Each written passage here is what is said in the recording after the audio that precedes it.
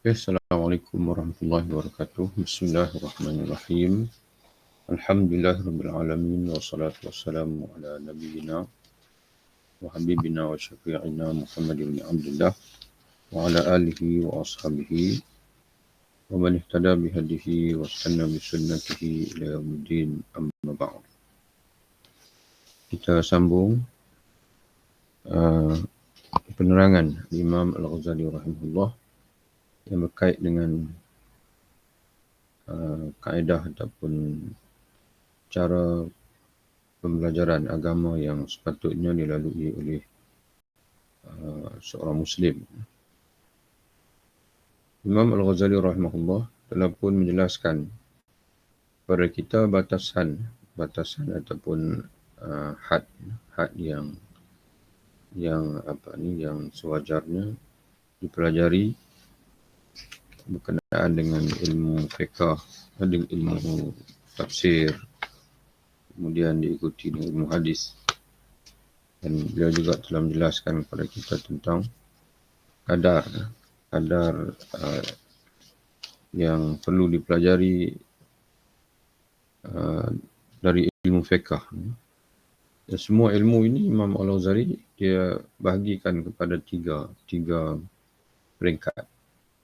Ilmu yang tahap yang ringkas ataupun singkat, diikuti tahap yang sedang, kemudian diikuti dengan tahap yang yang diistilahkan sebagai mendalam.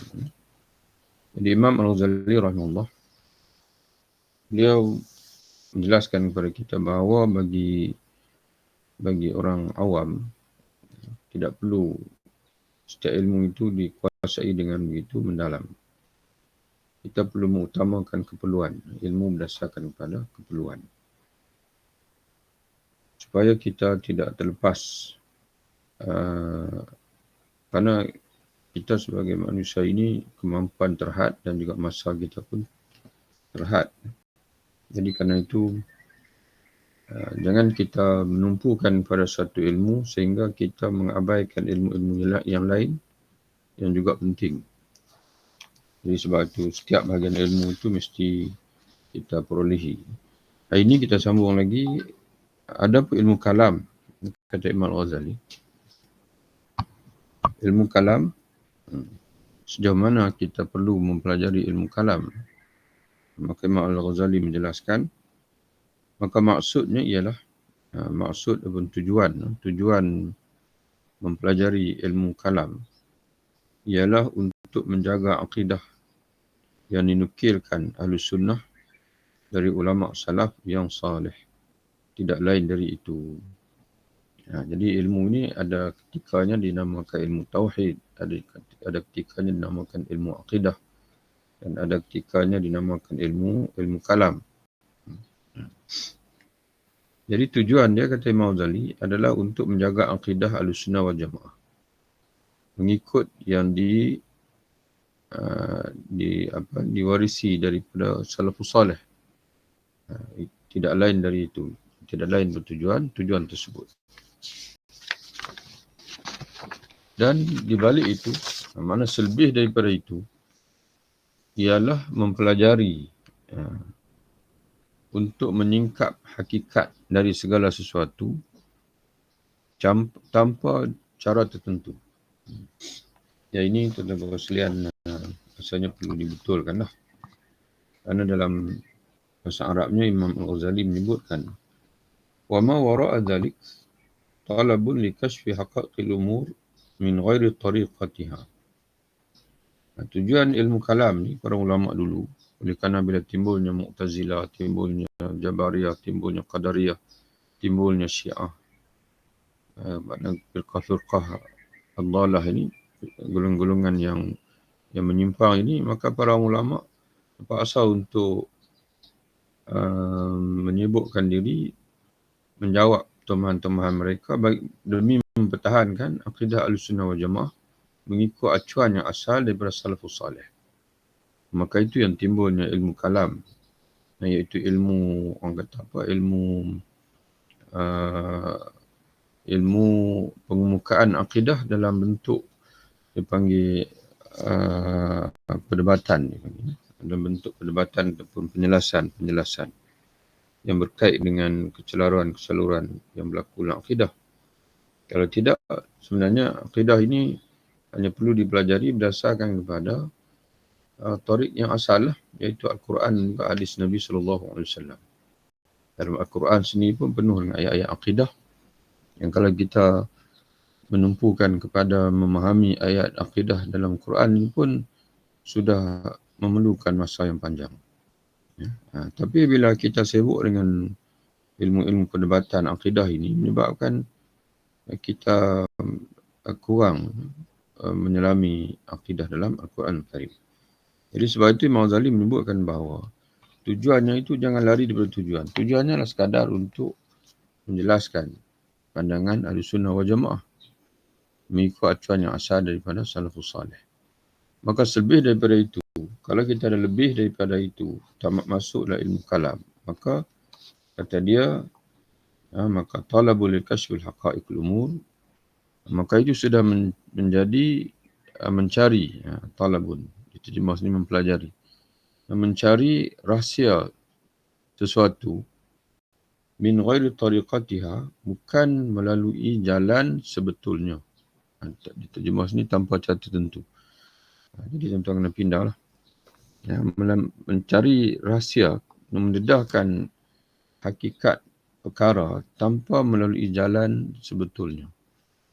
Kerana akidah ni, kita sedia maklum berkenaan dengan Allah, berkenaan dengan sifat Allah, berkenaan dengan akhirat, syurga, neraka, al-ghaibiyat, itu jalan sebetulnya ialah bukan melalui akal, bukan melalui perdebatan, bukan melalui pemikiran, logik dan sebagainya. Dia wahyu. Dia melalui wahyu. Yang bukan melalui jadal ataupun melalui kalam. Jadi sebab itu kata Imam Ghazali, kita mesti tahu batasan itu. Yang dimaksudkan dengan melihara akidah yang dinukilkan Ahlussunnah itu ialah mencapai tingkat yang ringkas daripadanya dengan akidah yang ringkas. Tak perlu kita terlalu meluaskan. Maka Imam Al-Ghazali mencadangkan, kata dia, yang sekadar yang kami muatkan dalam kitab kaedah-kaedah i'tiqad yang termasuk dalam jumlah kitab besar ini. Jadi selepas berilmu nanti ni, kita akan jumpa satu kitab, satu tajuk besar Imam Ghazali kemukakan kepada kita, iaitu Qawaid al-i'tiqad. Qawaid al-i'tiqad. Dalam kitab Ihya ni juga.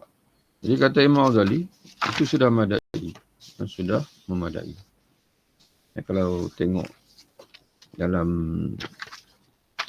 kitab kita ini, Qawaid al-i'tiqad, kita asal lah 122, 122.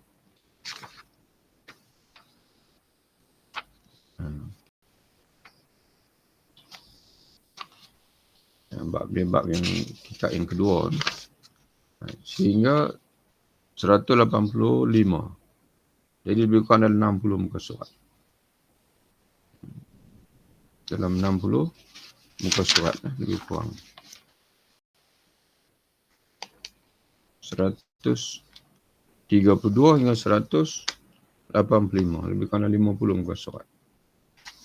Sekadar itu ya. Sekadar 50 muka surat. Imam Ghazali sebut. Selepas ini dia akan sebut. Itu yang dia kata ringkas. Yang sedang pada ilmu kalam itu ialah yang sampai kira-kira 100 lembar buku. Iaitu sekadar yang kami muatkan dalam kitab kami Al-Iqtisad fil I'tiqad. Ada satu kitab Imam Ghazali, Al-Iqtisad fil I'tiqad. Ini satu muka surat saja, kata Imam Ghazali, sudah memadai. Ya. Qawaid i'tiqad ini, saudara sekalian, dia adalah Ihya Ulumuddin, asalnya Ihya Ulumuddin, tapi ramai juga penerbit yang dia pisahkan. Dia jadikan satu kitab yang khusus yang namanya Al-Qawaid Al-I'tiqad. Dan ada terjemahan ni. Ada satu naskah terjemahan tu yang apa ni,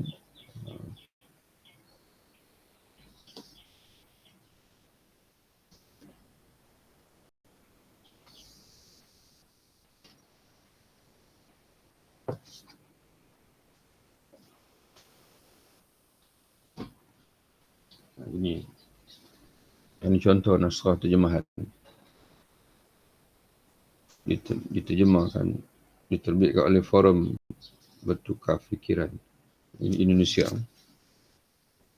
Ini Qawaid al-I'tiqad. Dia terjemahkan dengan Teologi Al-Ghazali. Ya, Teologi Al-Ghazali. Wallahu a'lam, tak tahulah kualiti terjemahan ni macam mana. Sebab pembeli belum lagi sempat baca lagi terjemahan dia, apakah kualiti terjemahannya tu baik atau tidak, wallahu a'lam. Ini dia lebih kurang dalam terjemahan dalam 100 muka surat lebih, 170 muka surat. Yang bakinya itu walaupun mencapai 400 muka surat, tapi yang baki itulah cacatan akhir nota kaki daripada penterjemah atau pentahqiq. Adapun al-iqtisad fil i'tiqad ni wallahu alam, mungkin ada terjemahan. Pengetahuan yang sebanyak tadi diperlukan untuk melawan tukang bid'ah dan menentang bid'ah yang diada-adakan, sebab merosakkan dan menghilangkan akidah yang benar dari hati orang awam. Jadi perlu dipelajari juga ilmu kalam ini, kata Imam Ghazali, untuk menangkis tukang bid'ah, bid'ah dan i'tiqad, dan juga menentang bentuk-bentuk bid'ah yang diada-adakan dalam akidah ini. Sebab merosakkan, kerana bid'ah dan i'tiqad ini boleh merosakkan dan menghilangkan akidah yang benar dari orang awam. Usaha tadi tidak ada gunanya kecuali terhadap orang awam yang belum fanatik benar. Terhadap pembuat bid'ah itu sendiri, apabila dia sudah mengerti berdebat meskipun sedikit, maka tak ada gunanya lagi berbicara dengan dia. Jadi ini ilmu yang perlu dimiliki oleh para asatidzah, para ustaz. Yang kata Imam Ghazali, nak betulkan akidah ini jika sekiranya dia masih dalam peringkat orang awam, dan tapi kalau dia itu sudah bersifat sebagai pembuat bid'ah ataupun orang yang sudah tenggelam dalam perdebatan, maka tak ada gunanya lagi bicara dengan dia. Apa sebabnya? Sebab kata Imam Ghazali, walaupun anda telah mematahkan semua keterangannya, dia tidak akan meninggalkan mazhab yang dianutnya lagi. Ini dia sudah sampai tahap ta'assub. Tetapi dialihnya kepada alasan bahawa dia sendiri yang kekurangan keterangan, sedang pada orang lain dari golongannya masih ada jawapan dan dalil yang cukup. Jadi dia akan bagi alasan lah, macam alasan, saya tak pandai nak jawab, tapi saya tahu ini ada jawapan oleh sekian-sekian dan sebagainya. Jadi dia bukan fokus kepada nak menerima kebenaran, tidak. Tapi oleh kerana dia dah sampai tahap fanatik, dalam kepala dia itu, dalam benak hati dia itu, dalam apa keadaan sekalipun, pandangan dia lah yang betul. Maka orang begitu, kata Imam Ghazali, tak perlu lagi, tak guna lagi untuk kita nak bentangkan hujah-hujah di hadapan dia. Jadi, kata Imam Ghazali, hanya anda saja yang berhadapan dengan dia, dengan kekuatan pendapatan yang cukup, namun sebenarnya dia tidak memberi kesan apa-apa lagi kepada dia. Adapun orang awam, apabila telah berpaling dari kebenaran dengan menggunakan perdebatan, maka masih mungkin diajak kembali kepada kebenaran itu. Kalau orang awam, memang kita kena sampaikanlah ilmu yang benar, perkongsian dan sebagainya. Mudah-mudahan dia boleh kembali lagi kepada kebenaran. Sebelum bersangatan benar fanatiknya kepada hawa nafsunya. Tapi kalau dah fanatik itu sudah bersangatan benar, dah sampai tahap menjadi nafsu, maka pada ketika itu sukar lagi untuk dibetulkan. Kalau sudah fanatik dan tenggelam dalam hawa nafsu, maka putuslah harapan mengembalikannya. Sebab fanatik adalah suatu unsur yang membawa kepercayaan itu melekat dalam jiwa. Jadi fanatik menyebabkan satu kebacaan itu dipanggil melekat dalam jiwa yang tak boleh dicabut lagi, dirongkaikan lagi. Kerana ulama jahat itu bersengatan benar fanatiknya kepada apa yang dianggapnya benar. Ini ada sinonim, kata ini menjadi satu tradisi, kata Imam Ghazali, kepada ulama usul, ulama jahat. Ya, kerana ulama-ulama yang baik, mereka sentiasa, sebab manusia yang boleh maksum tidak ada salah itu ialah Quran hadis. Apa yang dinamakan sebagai pemikiran, dinamakan sebagai ijtihad dan sebagainya, itu ada kemungkinan salah. Jadi sebab itu ulama-ulama seperti Imam Syafi'i rahimahullah, kita pernah baca dah sebelum ni, dia menyebutkan bahawa tidak aku berdebat dengan seseorang itu, melainkan aku mengimpikan agar aku ni dibuktikan kesalahanku oleh lidah orang yang berdebat denganku itu. Jadi begitulah tuan-tuan. Sebab dia sendiri pun ragu, bukan ragu, maknanya dia sendiri pun ingin mencari titik kebenaran, bukan sombong. Kerana orang yang sombong, dalam apa keadaan sekalipun dia menganggap dia betul. Tapi orang yang tawaduk, dia sentiasa mengadu hal kepada Allah, ya Allah ya Tuanku, tunjukkanlah kebenaran. Dan kebenaran itu ada kalanya boleh lahir daripada mulut musuh kita. Maka kerana ulama jahat itu bersangatan benar fanatiknya kepada apa yang dianggapnya benar, dan memandang kepada golongan yang berbeza faham dengan mereka dengan pandangan menghina dan mengejek. Ibn Ghazali pun sebut yang ulama su', dia memandang lawan dia dengan menghina dan mengejek. Maka menonjollah sifat-sifat ingin menentang dan berhadapan, al-muqabalah. Maka yang dominan dalam hidup mereka itu bukan mencari kebenaran, tapi untuk berlawan dan juga untuk muqabalah. Kalau orang jawab begini, kita jawab begini. Kalau orang hina kita, kita hina balik. Kalau dia cuba untuk... Jadi begitulah muqabalah dia panggil. Bukan merenung apa yang disampaikan oleh lawan, tengok betul ke tidak pandangan dia itu. Dia tidak begitu. Yang pentingnya, mesti ada jawapan. Mesti balas balik. Dia panggil muqabalah. Dan bangkitlah gerakan membela yang batil. Akhirnya, tanpa disedari, dia menjadi pembela yang batil. Pembela kebatilan. Tapi kalau kita mencari kebenaran, insya-Allah kita tidak akan terjerumus dalam membela yang batil. Kerana yang kita cari itu adalah kebenaran. Kita hanya bela kalau kita yakin kita benar. Tapi kalau kita dah mendapati kita salah, dibuktikan kesalahan kita, maka pada ketika itu kita akur. Akur dengan. Sebab itu, tuan-tuan sekalian, kena rajin baca. Orang yang baca ini insya-Allah, kalau ditakdirkan dia tersalah pun tak lama. Kerana dia sentiasa membaca, dia sentiasa mencari. Dia sentiasa dengan syarat baca buku-buku yang ditulis oleh ulama-ulama yang kata apa, yang sedia dimaklumi kekuatan ilmunya, kejujurannya dan sebagainya. Dan kokoh kuatlah maksud mereka untuk pegang teguh dengan apa yang tersebut tadi, yakni sekalipun batil.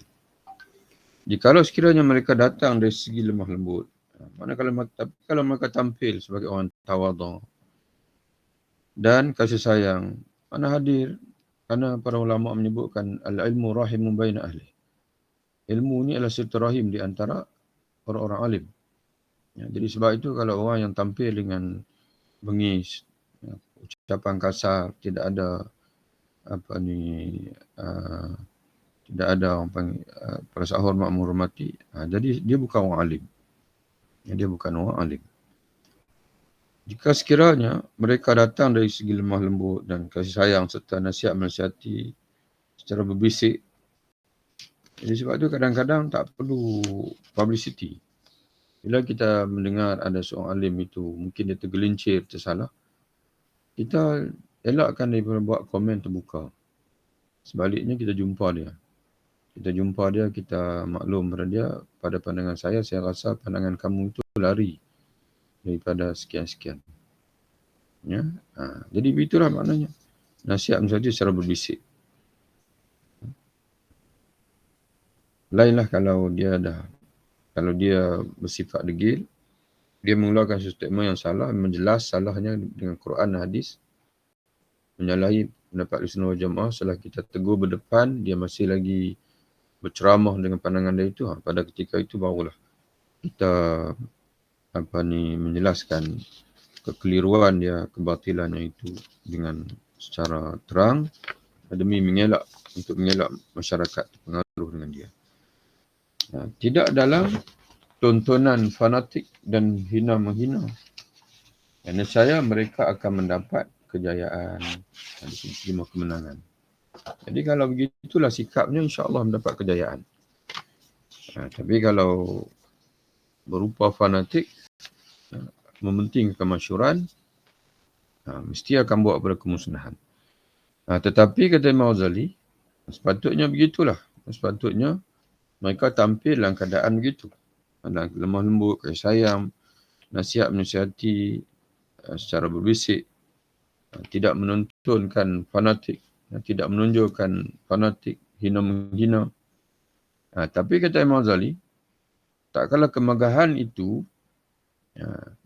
maknanya, tapi jika sekiranya yang diingini adalah kemegahan, dan kemegahan ini kata Imam Ghazali tidak tertegak melainkan dengan mempunyai pengikut.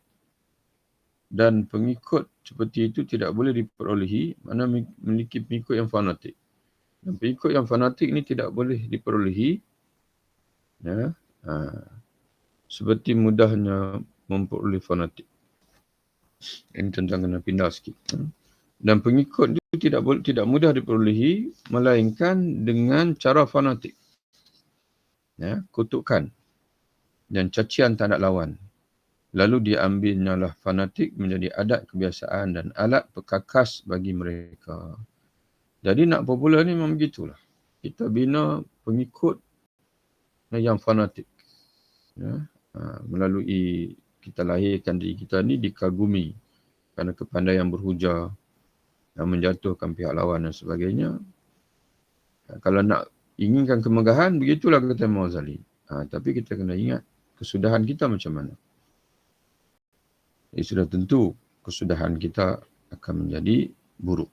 Dan disebutnya lah untuk mempertahankan agama.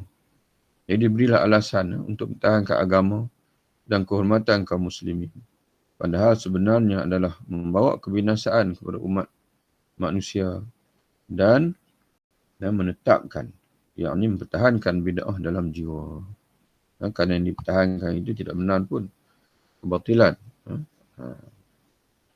Adapun masalah khilafiyah yang timbul selesai dalam masalah ilmu kalam. Jadi kalau perlu kita pelajari ilmu kalam, mana ilmu ataupun istilah apa sajalah, ilmu untuk berhujah, menolak kesesatan golongan ahlu bid'ah. Pada zaman ini menolak, kalau zaman dulu Mu'tazilah, Jabariyah. Zaman ini yang masih kekal adalah Syiah dan juga liberal. Yang baru ini adalah liberal, pluralism, sekular dan sebagainya. Kalau kita perlu, maka mesti dengan kadar yang sedikit saja. Tumpukan akidah sebagaimana yang disampaikan oleh Allah dalam Quran ataupun hadis Nabi SAW. Iaitu kita berakidah yang akidah sama yang dimiliki oleh Muhammad SAW, oleh para sahabat, oleh tabi'in dan tabi'in. Itu kena tumpukan yang itu. Jangan kita menumpukan kepada akidah yang bersifat perdebatan ataupun bersifat bersifat kita kata hanya untuk menolak kesesatan orang lain. Kerana kita perlu ingat bahawasanya kalau orang lain tidak sesat, kita belum tentu betul. Kalau orang lain yang betul ialah kalau kita sendiri betul. Kalau kita sendiri itu betul akidahnya, itu barulah betul. Tapi kalau sekadar orang lain tidak sesat, kita berjaya mematahkan hujah orang lain, belum tentu kita betul. Jadi sebab itu kena pentingkan konten akidah, pengesahan akidah berdasarkan kepada kandungan akidah dalam Al-Quran dan hadis Nabi SAW berbantukan huraian para ulama Ahlussunnah wal Jamaah. Kemudian dia masuk pula dalam masalah ilmu khilaf fiqh. Ada pun masalah khilafiyah yang timbul pada masa akhir-akhir ini dan diadakan dengan merupakan karangan, susunan dan perdebatan yang tidak pernah dikenal contohnya pada ulama-ulama terdahulu yang di zaman salafus salih, maka janganlah anda dekati. Jadi Imam Ghazali menekankan sungguh-sungguh kita mempelajari ilmu agama ini bukan dalam bentuk masalah khilafiyah, dalam bentuk yang sebenar, dalam bentuk yang sebenar. Maknanya ilmu akidah sebagaimana ilmu akidah lah, bukan dalam bentuk ilmu akidah dalam bentuk cabang-cabang khilafiyah yang dipertikaikan kaunu kata macam ni, kaunu kata macam ni. Ataupun dalam bahasa lain kita kata mempelajari apa ijma'. Apa yang ijma'. Diijma'kan oleh para ulama. Sebagai itulah yang qat'i. Yang qat'i. Tetapi jauhilah. Seumpama menjauhi diri dari racun yang membunuh. Sebab itu adalah penyakit yang amat membahayakan. Penyakit itulah yang membawa seluruh ulama fikih, yakni fuqaha, suka berlomba-lomba dan bermegah-megah yang akan kami terangkan nanti celaka dan bahayanya. Mungkin terdengar orang menyatakan manusia itu musuh dari kebodohannya. Maka janganlah anda terpesona kepada kata-kata itu nanti terperosok. Ada orang kata, iyalah kamu tak tahu ilmu fiqh, jadi sebab tu kamu menolak ilmu fiqh. Kerana al-insan adu ma jahilah. Manusia itu memang bermusuh dengan benda yang dia jahil. Kamu jahil fiqh, cabang-cabang fiqh, jadi kamu tak rasa zauq, tak rasa seronok, keseronokan tu kamu tak rasa sebab tu kamu lawan. Tapi kami merasai sendiri keseronokan itu.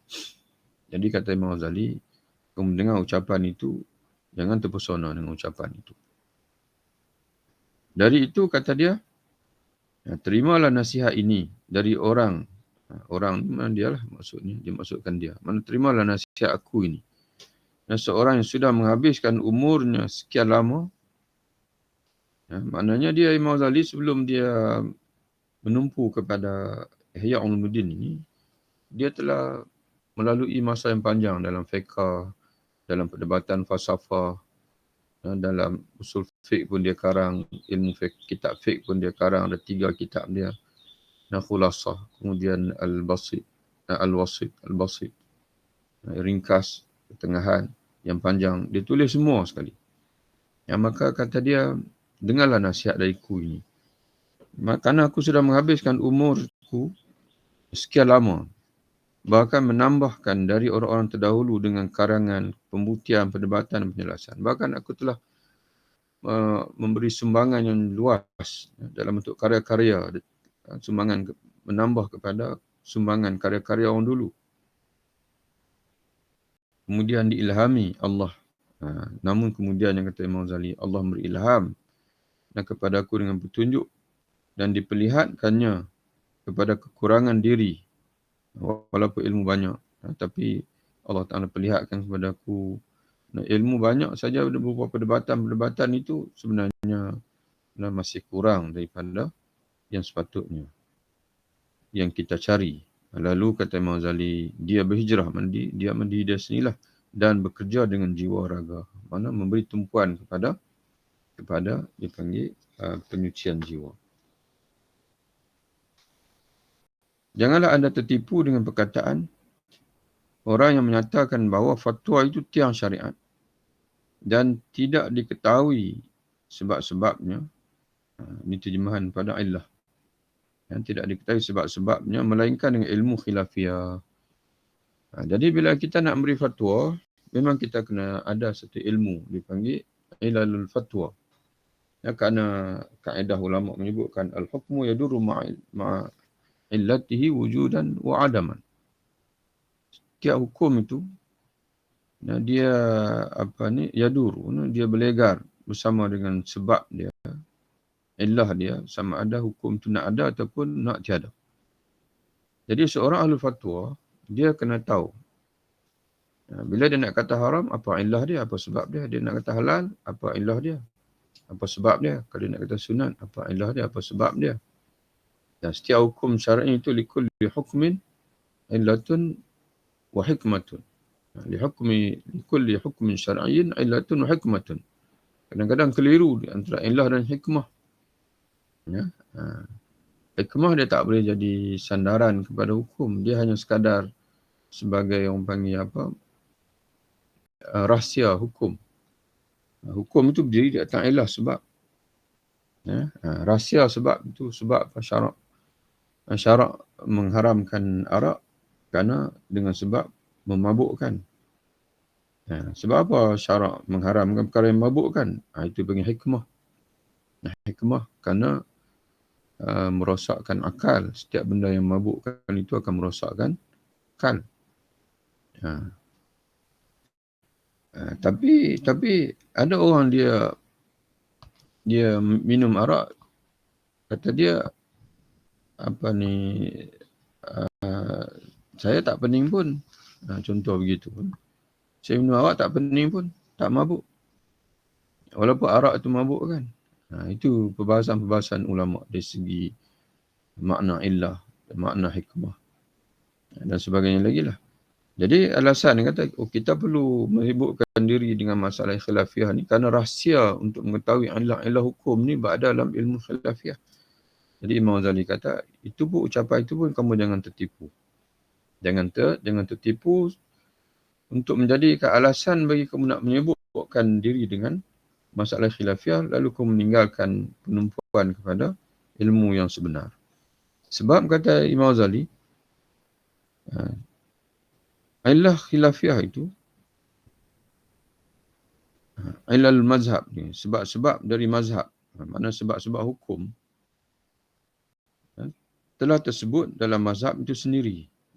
Dan penambahan daripadanya adalah merupakan perdebatan yang tidak dikenal oleh orang-orang terdahulu dan oleh para sahabat.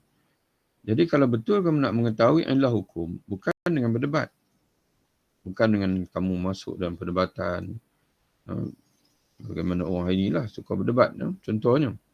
Sebaliknya ialah kamu belajar mazhab itu sendiri. Kamu nak tahu illah hukum mengikut mazhab Syafi'i, belajar mazhab Syafi'i. Nak tahu illah hukum mengikut mazhab Hanafi, belajar mazhab Hanafi. Kerana illah hukum itu sudah ditulis oleh ulama mazhab. Sebab itu kalau tuan-tuan sekalian belajar dalam syarah Minhaj, contohnya Al-Mughni, Muhtaj, penuh Imam Khatib Syurbini ceritakan sebab apa mazhab Syafi'i kata begini. Dalam mazhab Syafi'i pula ada muqabil asah. Kata begini, apa sebab dia? Ilahnya apa? Jadi tak perlu berdebat. Sebenarnya tak perlu berbincangan. Belajar saja. Duduk depan guru, belajar, maka kita akan mengetahui. Mereka lah yang sebetulnya, kerana para sahabat dulu, mereka berkhilaf. Sayyidina Abu Bakar kata begini, Umar kata begini. Kemudian Abu Hurairah pandangan begini, Ibnu Umar pandangan begini. Tapi tak ada kita bertemu dengan sesi perdebatan. Tidak ada. Yang kita bertemu dengan sesi perdebatan di antara para sahabat. Maka biarkan khilaf itu khilaf di antara sama mereka. Dan di sana ada ijma'. Ada ijma'. Mereka lah sebetulnya lebih mengetahui dengan sebab-sebab fatwa dari orang lain. Tapi tidak diketahui, tidak ditemui mereka. Itu bersibuk dengan perdebatan masalah khilaf. Bahkan perdebatan mujadalah itu di samping tidak ada faedahnya dalam ilmu mazhab adalah mendatangkan kemelaratan, melarat. Bahkan boleh bawa pada melarat perdebatan itu. Yang merosakkan rasa indah ilmu fikih. Sebab itu ilmu fikih ni indah, membuka akal, mematangkan akal. Tapi akhirnya dia melahirkan perdebatan, pergaduhan, saling masa muka dan lebih dahsyat lagi menimbulkan pengikut yang fanatik. Yang fanatik mazhab. Padahal tuan-tuan sekalian, ilmu fiqh ini sebagaimana Imam Ahmad pernah sebut, Umar Abdul Aziz pernah sebut, dia kata khilaf ini adalah rahmat bagi umat. Dan khilaf rahmat bagi umat. Jadi sebab itu bila berlaku khilaf, memberi ruang kepada orang awam ni untuk dia mengambil mana-mana pandangan yang sesuai dengan dia. Setelah dia mendapat lampu hijau lah daripada ulama-ulama yang membimbing dia. Sebagai contoh, tuan-tuan sekalian, dalam mazhab kita Syafi'i, tidak ada jamak dengan sebab kepayahan. Jamak hanya boleh dengan kerana musafir dan juga ataupun hujan, jamak takdim. Tapi dalam mazhab Imam Ahmad dan juga anak murid Imam Syafi'i, Al-Muzani, ada jamak kerana kepayahan. Maka sebab itu, bila kita berada dalam situasi sakit, orang sakit, dia menghadapi situasi sukar, lebih sukar daripada musafir. Lebih sukar daripada musafir. Susah dia nak sembahyang, nak ambil wuduk 2 kali, nak sembahyang 2 kali dan sebagainya. Tapi dengan adanya jamak kerana kepayahan ini, kerana masyaqqah ini, walaupun datang daripada mazhab Imam Ahmad, tapi turut ditarjihkan oleh Imam Nawawi sendiri. Ditarjihkan oleh Imam Nawawi sendiri. Memberi kemudahan pada kita. Tapi kalau kita lahir sebagai orang taksub mazhab, hukum mana pun hanya boleh kita hukum mana pun yang betul adalah mazhab Syafi'i, tak boleh ambil mazhab lain. Ini sukar untuk kita hidup. Jadi sebab itu pada zaman hari ini, sekalipun dalam bab zakat sebagai contohnya, kalau ikut fatwa asal mazhab Syafi'i, tidak sah mengeluarkan zakat fitrah dengan wang. Tapi rata-rata ulama satu dunia ini telah membuat ijtihad dengan meminjam fatwa daripada mazhab Imam Abu Hanifah. Orang yang menyaksikan terkaan seorang ahli fatwa hadas, hadas itu terkaan ni telahan seorang ahli fatwa, ini mufti dalam beri fatwanya. Apabila benar rasa indah perasaannya kepada fikih, maka tak mungkinlah dalam fikirannya dalam banyak hal menyetujui syarat-syarat perdebatan itu. Jadi kalau kita seorang ahli fiqh itu, kalau dia itu benar-benar merasai zauq, dipanggil perasaan indah fiqh itu, dia tak suka berdebat. Dia suka berfikir dengan tenang, dia suka berdiskus dengan rasa kasih sayang. Tapi kalau seorang tu dia suka berdebat, mana dia bukan ahli fiqh. Dia bukan ahli fikir. Tapi sebenarnya dia tu hanyalah mementingkan penampilan, penondolan. Orang sifatnya sudah membiasakan perdebatan, maka hati nuraninya meyakini kepada tujuan perdebatan itu dan tidak berani lagi melahirkan perasaan indah ilmu fikih. Wajabina an al-iz'an li zawqil fiqh. Orang yang berbuat serupa itu adalah mencari kemasyhuran. Tengok Imam Ghazali sebut. Orang yang berperilaku seperti itu adalah mencari kemasyhuran dan kemegahan dengan bertopengkan ingin mempelajari sebab-sebab dari mazhab. Dengan bertopengkan, dengan memberi alasan mencari, dia panggil illah mazhab. Saya berdebat ni bukan apa, nak cari dia panggil apa, illah mazhab. Maksudnya sebab apa hukum tu? Sebab apa hukum tu muncul? Apa rahsia, apa dia panggil faktor fatwa itu berlaku? Nak cari titik itu, nak mengkaji. Berlapik dengan sebab mengkaji. Tapi sebenarnya kalau betul nak mengkaji itu tidak perlu kepada perdebatan. Dia perlukan kepada perbincangan secara ilmiah. Yang sebenarnya perbincangan secara ilmiah ini tidak perlu pun orang awam hadir. Sebab orang awam dia tak dapat menjejaki. Dia tak tahu usul fiqh. Dia tak tahu nak baca nas macam mana. Jadi sebab tu nak mencari, kalau benar nak mencari kebenaran, dia hanya ulama dengan ulama. Orang yang buat serupa itu adalah mencari kemasyhuran. Kadang-kadang umurnya habis di situ saja dan tak beralih cita-citanya kepada ilmu pengetahuan mazhab itu.